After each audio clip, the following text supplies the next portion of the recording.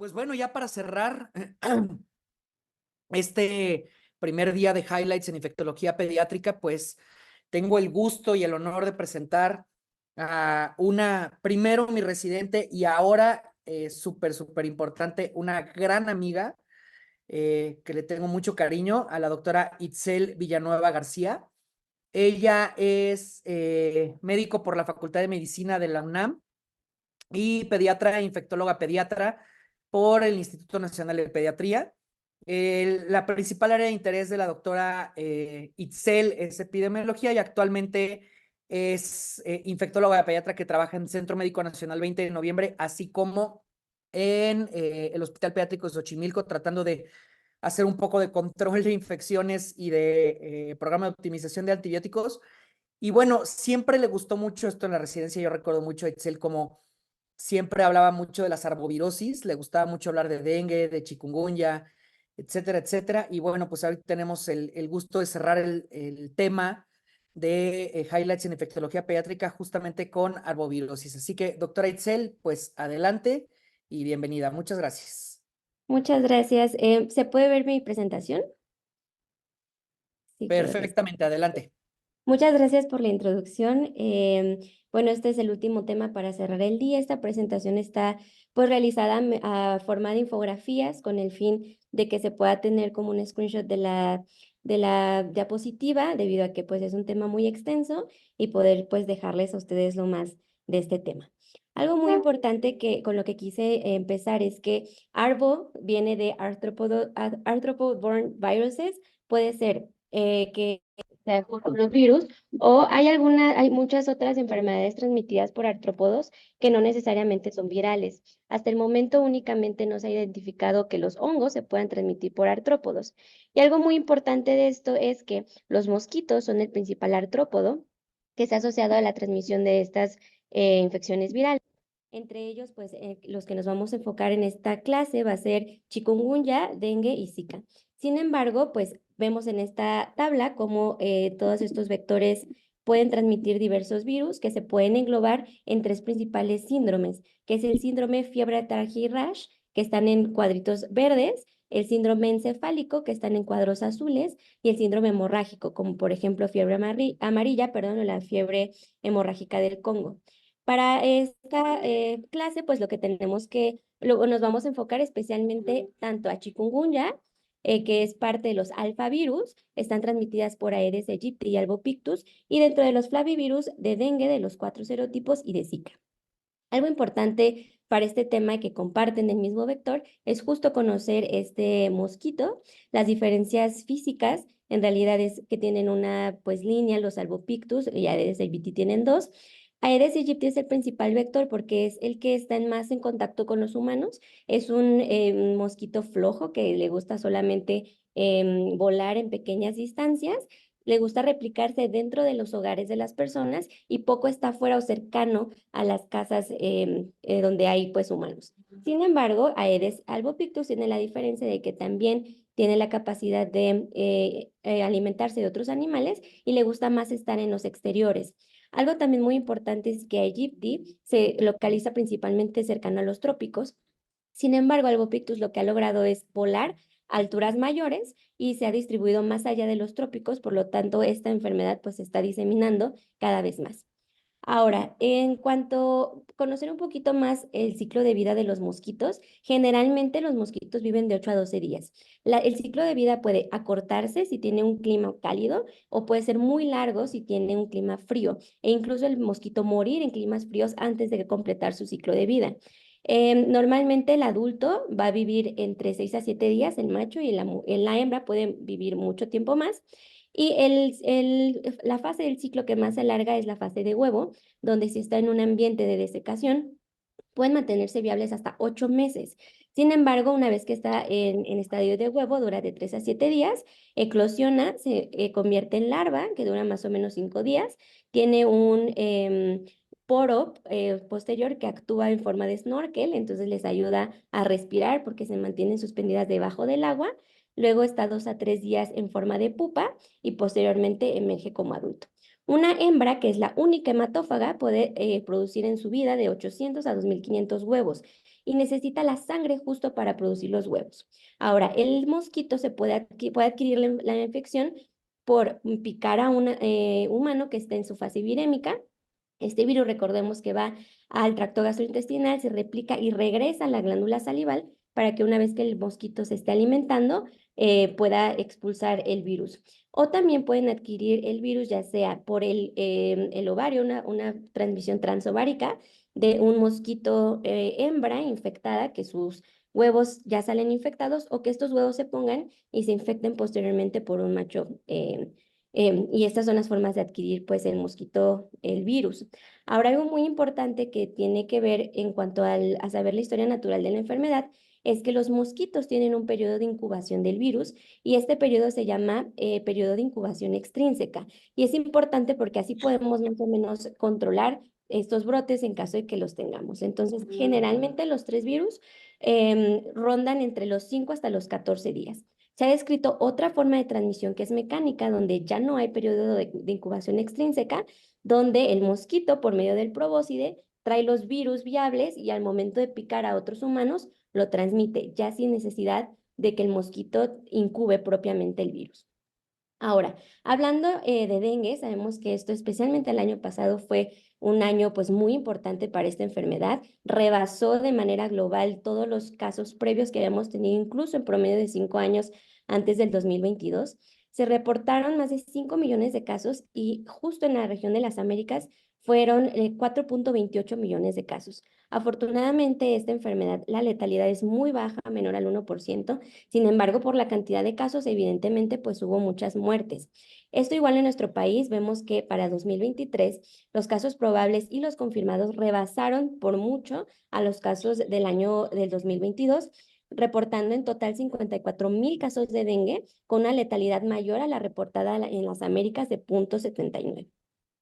Algo muy interesante es que anteriormente se había evaluado que el serotipo de dengue era diferente. Cada temporada teníamos más de uno o más de otro. Sin embargo, lo que destacó en este último año es que hubo una cocirculación de los cuatro serotipos de dengue, especialmente, por ejemplo, vemos en esta tabla de 2 puntitos, en México tuvimos los 4 serotipos, lo que confiere un mayor riesgo de dengue grave. Sí, obviamente hay personas que tienen un serotipo previo y son picados por un serotipo diferente.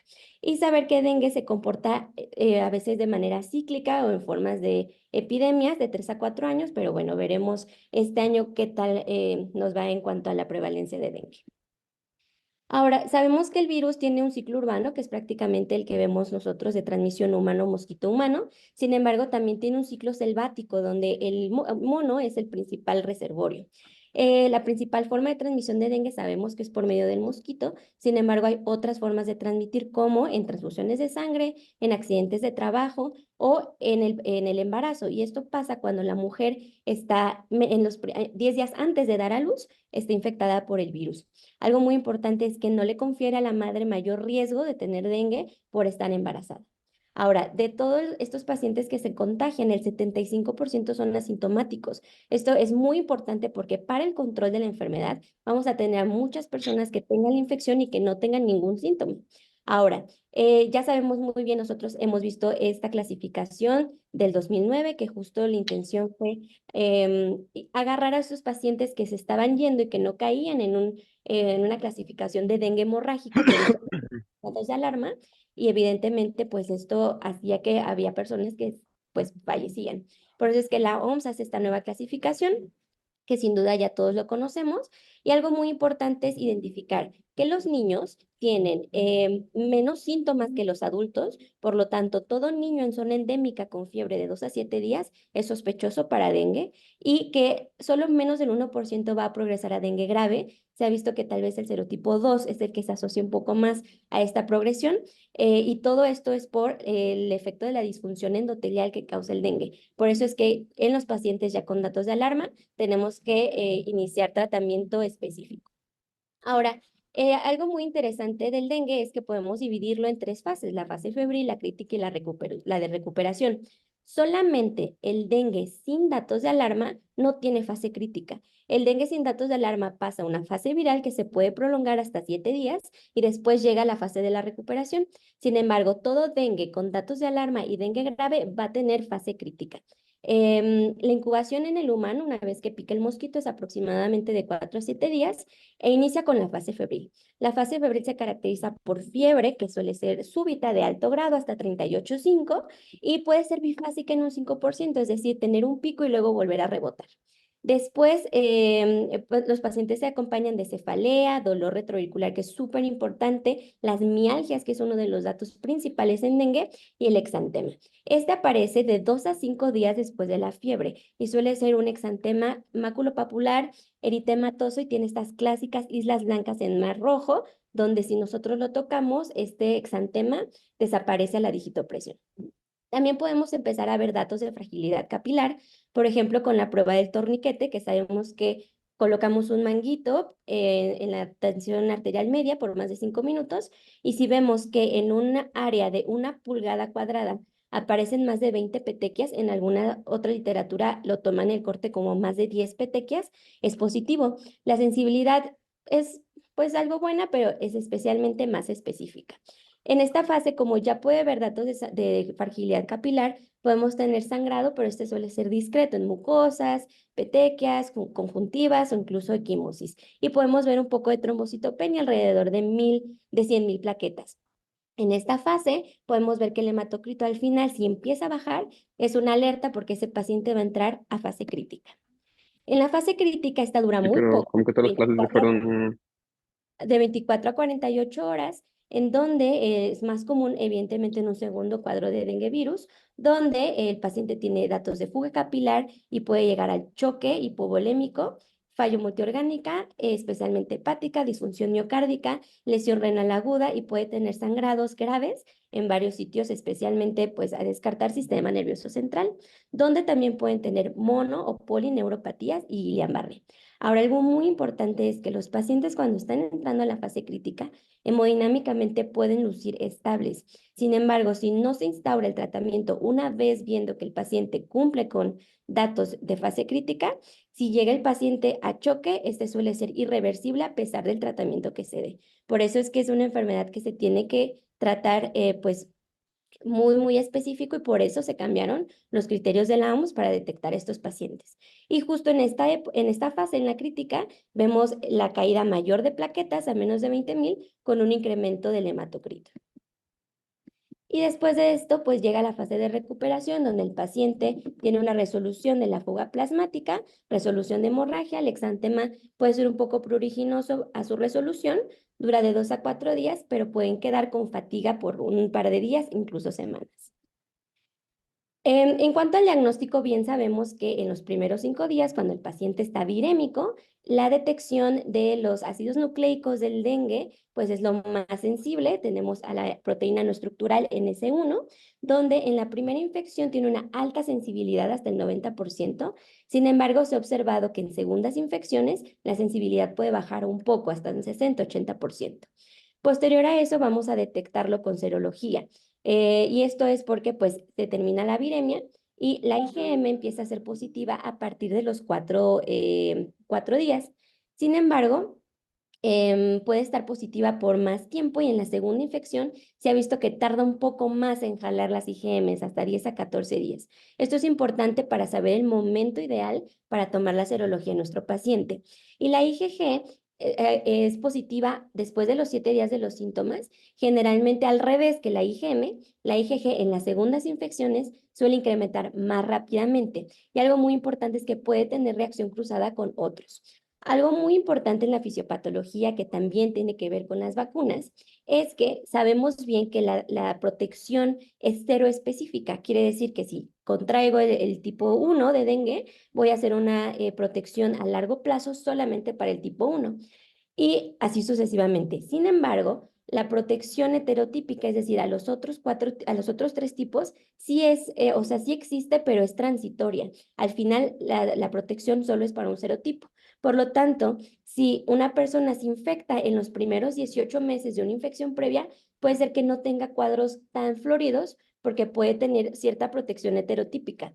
Sin embargo, si yo adquiero el virus del dengue después de los 18 meses, voy a tener ya niveles, títulos muy bajos de anticuerpos que no van a proteger, y entonces voy a tener este efecto clásico que se llama ADE, o Antibody Dependent Enhancement, que quiere decir que es una reacción paradójica a cuando yo tengo anticuerpos neutralizantes en títulos bajos, mi respuesta inmunológica se monta desmedidamente, entonces puedo tener cuadros mucho más graves.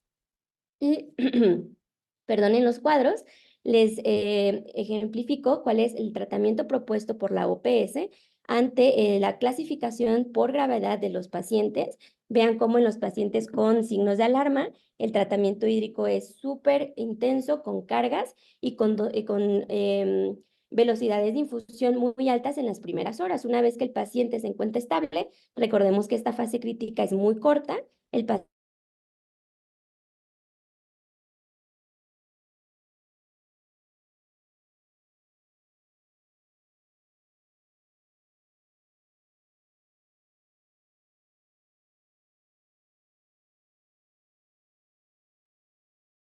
Itzel, creo que perdiste el sonido.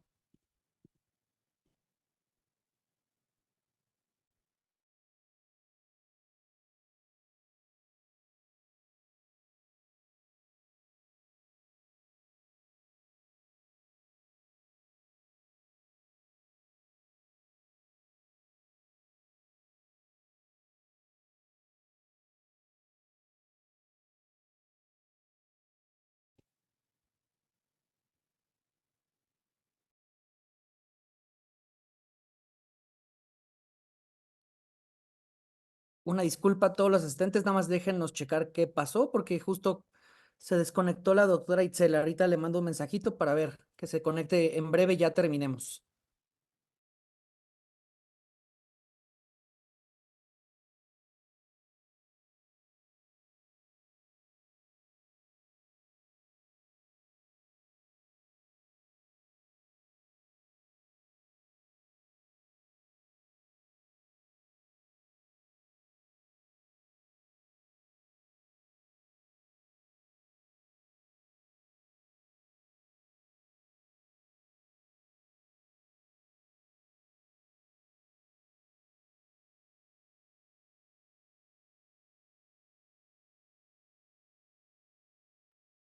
Ya se está conectando de nuevo. Dice que tuvo ahí una situación con el internet, pero en 2 minutos, menos, en 1 minuto ya regresa la doctora Itzel.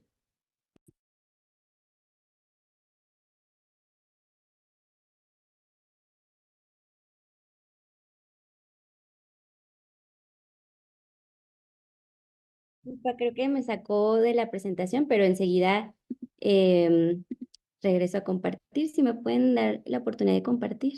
Muchas gracias, una disculpa.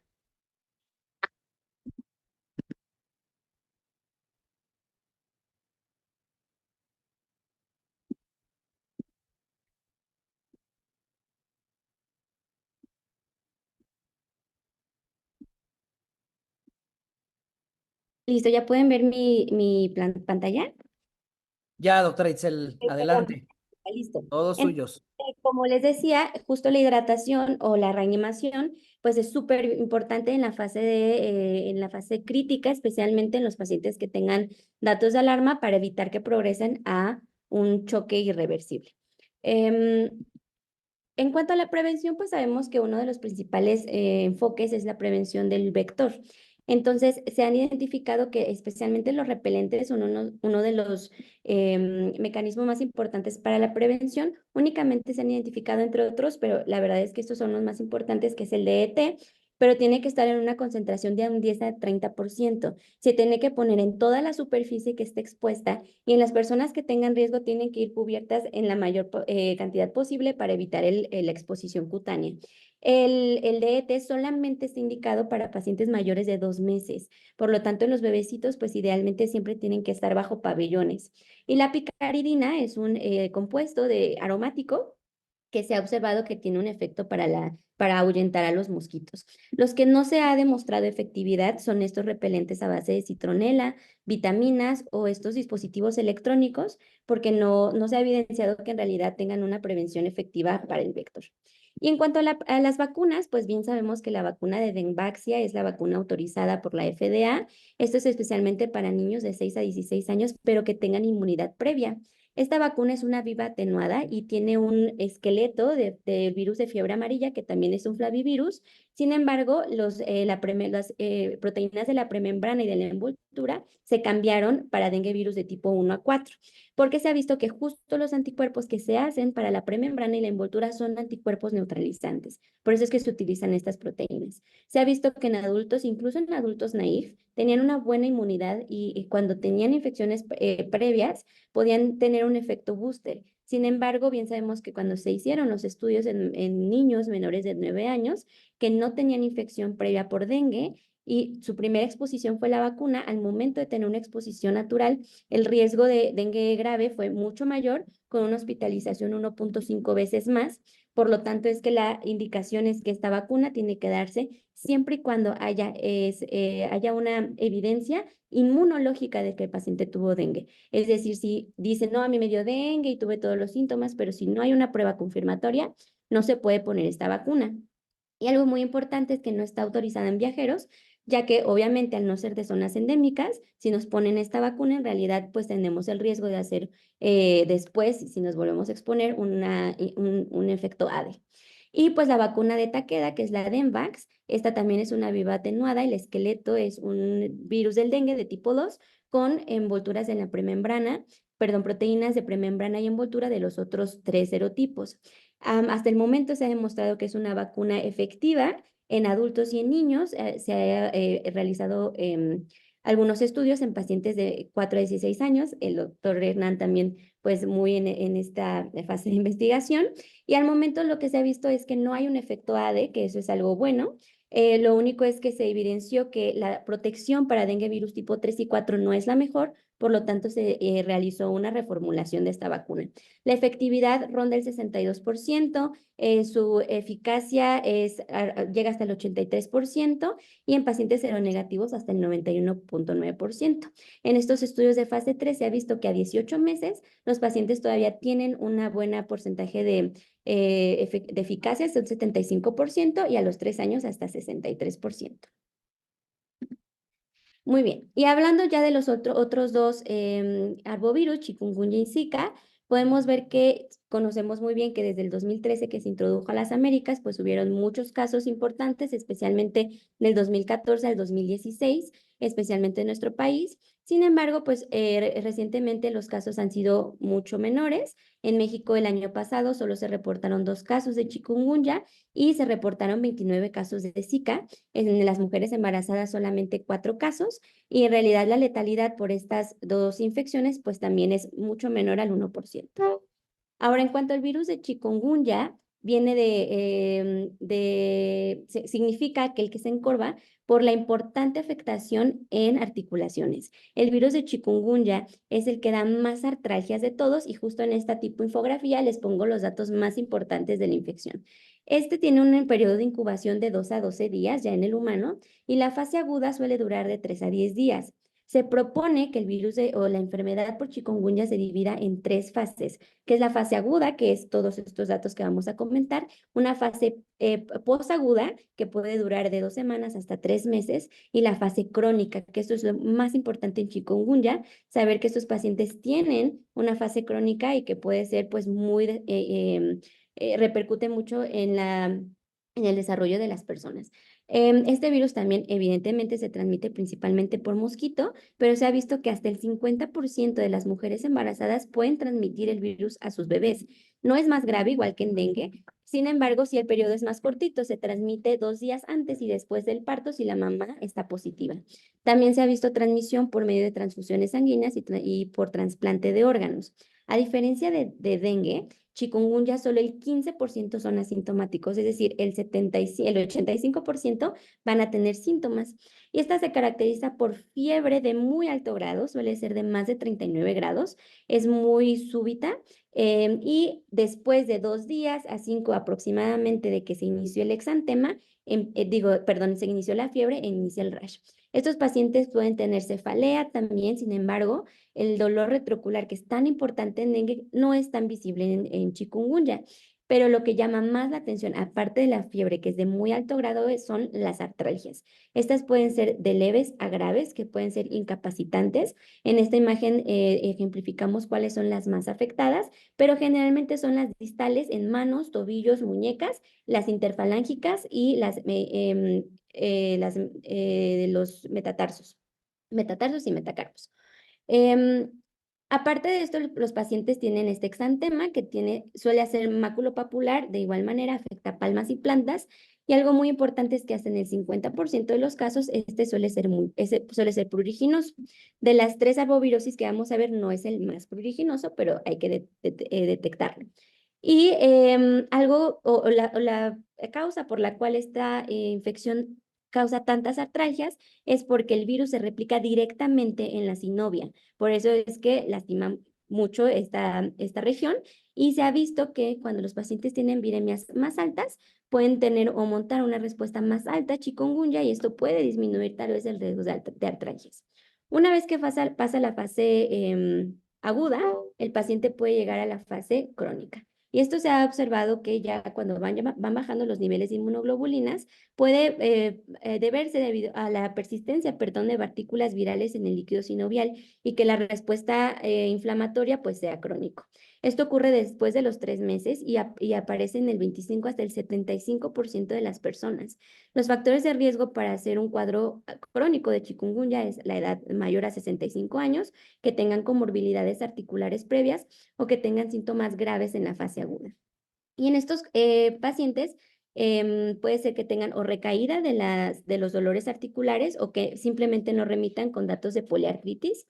Y se ha propuesto que pueden ser por replicación viral persistente, RNA viral persistente o autoinmunidad. También se ha visto que la letalidad está asociada a complicaciones neurológicas como encefalopatía, encefalomielitis y síndrome de Guillain-Barré, con los factores de riesgo que están en este cuadrito verde, especialmente diabetes o pacientes que tengan afecciones cardiovasculares. Y algo muy importante es que se ha identificado los bebecitos con chikungunya que pueden tener encefalopatía, trombocitopenia hasta casi en el 90%, y esta lesión, este exantema muy característico en la región centrofacial, además de que les describen como muñeco de goma. Tienen tanta artralgia que no se mueven, y una vez que se quedan en esa posición, no mueven ninguna de sus extremidades. La sospecha, pues obviamente es por el cuadro clínico y los antecedentes epidemiológicos. Muy similar a dengue, podemos hacer una PCR en los primeros 7 días, y después de los 7 días, la forma de detectarlo es por medio de serología. El tratamiento sin duda va a ser control con AINES. Es primero paracetamol, si con eso no lo mejoramos, AINES, y si no mejora, con opioide. Están contraindicados los esteroides porque se ha visto que pueden causar rebote de la artritis. No hay un tratamiento antiviral específico, y estas son las vacunas que están en, en, en estudio. Y algo muy interesante es que el año pasado, en noviembre del 2023, perdón, la FDA aprobó la primera vacuna para chikungunya, que es la que está resaltada en negritas. El nombre de la vacuna es IXCHIQ, por la farmacéutica Valneva, que hasta el momento pues tiene una gran efectividad con anticuerpos, con niveles de anticuerpos neutralizantes hasta el 98%. Y por último, pues ya es únicamente hacer una revisión de Zika.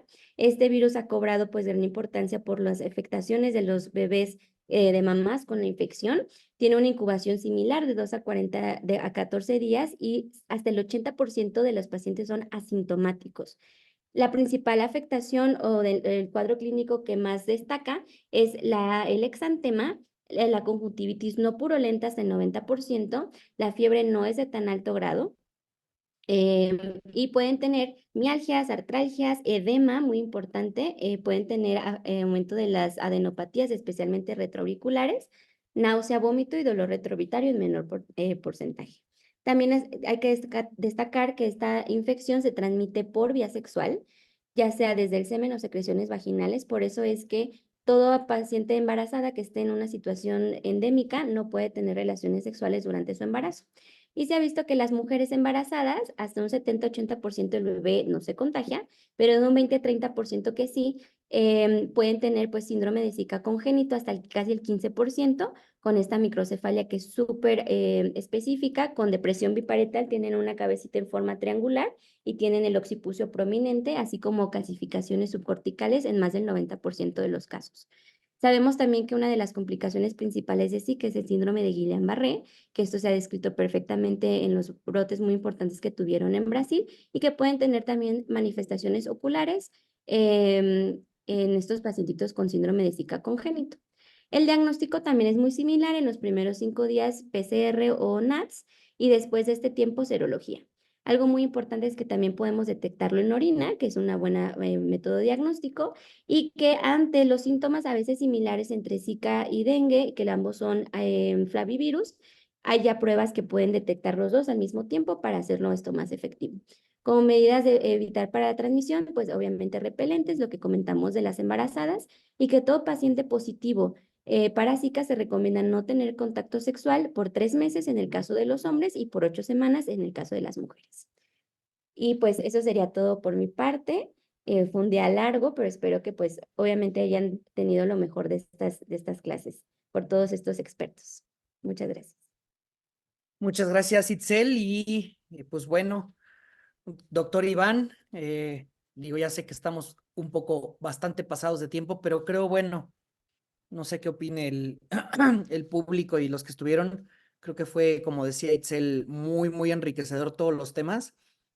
Nos dicen 15 minutos porque sabíamos que nos vamos a tardar 20, 25, pero creo que se aterrizaron todos los conceptos muy bien y la verdad es que agradecer a todos los ponentes de esta segunda parte de virología, a la doctora Adriana, a la doctora María Elena, a la doctora Samantha, a la doctora Itzel. Y pues bueno, no sé si doctor Iván quiere hacer algún otro comentario, sino para dejar ir a descansar todo el mundo y pues mañana seguirle. Gracias, amigo. Mañana continuamos, cerramos la asistencia con la opción que tiene Zoom de generar el Excel. Entonces no se preocupen por ese tema en cuanto a si alguno se tuvo que conectar y desconectar. Mañana iniciamos 8 a.m. con parasitología, continúa micología, virología, infecciones asociadas a la atención de la salud y cerramos con un tema muy importante sobre el cual no tenemos mucho contacto. De hecho, tenemos nulo contacto con eso que es cerrar el tema con contaduría para médicos. Es decir, nos va a venir un contador a explicar qué es el SAT, qué podemos deducir, cómo se maneja el tema del reciclo para los recién egresados que van a abrir un consultorio, pediatras que ya tienen consultorio quieren mejorar en ese aspecto. Entonces, mañana va a ser un extraordinario día y nos vemos mañana a primera hora. Gracias a todos por su asistencia. Gracias, Iván, gracias a todos. Saludos, buenas noches y pues ahí estamos pendientes. Que descansen. Gracias.